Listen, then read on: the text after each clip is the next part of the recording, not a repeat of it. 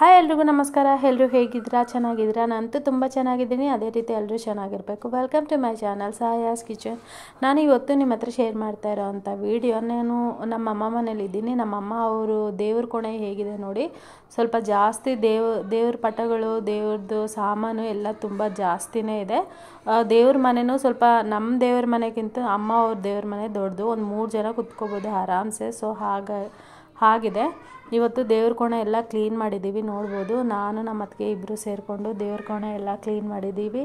ಎಲ್ಲ ಒರೆಸಿ ದೇವ್ರದ್ದು ಟೈಲ್ಸ್ ಎಲ್ಲನೂ ಕ್ಲೀನಾಗಿ ಸೋಪ್ ವಾಟ್ರ್ ಹಾಕಿ ಉಜ್ಜಿಬಿಟ್ಟು ಮತ್ತು ಒರೆಸ್ಬಿಟ್ಟು ಕ್ಲೀನ್ ಮಾಡಿರೋದು. ಯಾವ ರೀತಿ ಇದೆ ನೋಡ್ಬೋದು. ಸಿಂಪಲಾಗಿ ಚೆನ್ನಾಗಿ ಡೆಕೋರೇಷನ್ ಆಗಿದೆ, ನೋಡ್ಬೋದು. ಅದು ಎಷ್ಟು ಪ್ಲೇಸ್ ಇದೆ ಅಂತ ನೋಡಿ, ಯಾವ ರೀತಿ ಇದೆ. ಅಮ್ಮ ಮನೇಲಿ ದೇವ್ರ ಮನೆ ಚೆನ್ನಾಗಿದೆ.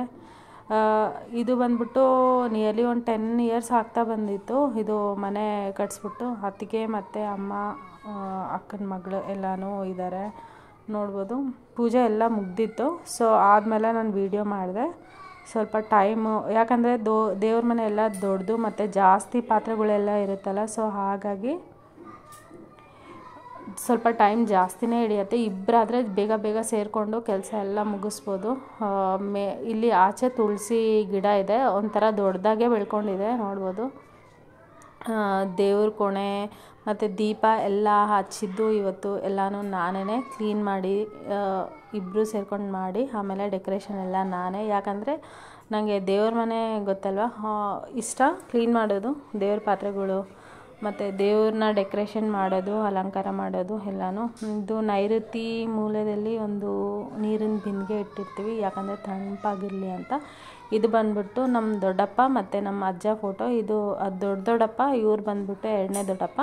ನಮ್ಮ ಅಪ್ಪ ಅವರ ಅಣ್ಣ ಅವರು, ಇವ್ರ ಹತ್ರನೇ ನಾನು ಬೆಳೆದಿರೋದು. ನಮ್ಮ ಮನೇಲಿ ಒಂದು ಫೋಟೋ ಇಟ್ಕೊಂಡಿದ್ದೀನಿ, ನೋಡೇ ಇರ್ತೀರ ನಾನು ಬ್ಲಾಗ್ಸಲ್ಲಿ. ಟೈಮ್ ನೋಡಿ ಎಷ್ಟಾಗಿದೆ, ನಿಯರ್ಲಿ 12 ಮೇಲೆ ಆಗಿತ್ತು ದೀಪ ಹಚ್ಚೋದಕ್ಕೆ, ಸ್ವಲ್ಪ ಲೇಟ್ ಆಗಿತ್ತು. ಆದಮೇಲೆ ಮನೇಲಿ ಉಪ್ಪಿಟ್ಟು ಮಾಡಿದರು ನಾಷ್ಟಕ್ಕೆ. ಇದು ದಪ್ಪ ರವಿದು ಇಷ್ಟ ಅಂತ ದಪ್ಪ ರವಿದು ಮಾಡಿದರು, ಮತ್ತು ಆಲೂಗಡ್ಡೆ ಎಲ್ಲ ಹಾಕಿ ಮಾಡಿದರು. ಚೆನ್ನಾಗಿತ್ತು ಉಪ್ಪಿಟ್ಟು, ಉದ್ರುದ್ರಾಗಿ ಬಂದಿತ್ತು. ಈಗ ಬ್ರೇಕ್ಫಾಸ್ಟು ಉದ್ರುದ್ರಾಗಿ ಉಪ್ಪಿಟ್ಟು ಮತ್ತು ಉಪ್ಪಿನಕಾಯಿ ಹಾಕ್ಕೊಂಡು ತಿಂದರೆ ತುಂಬ ಚೆನ್ನಾಗಿರುತ್ತೆ. ಮಧ್ಯಾಹ್ನ ಊಟಕ್ಕೂ ರೆಡಿ ಆಗ್ತಾಯಿತ್ತು, ಯಾಕಂದರೆ ಮಕ್ಕಳು 3 ಜನನೂ ಟ್ಯೂಷನ್ಗೆ ಹೋಗಿದ್ದರು.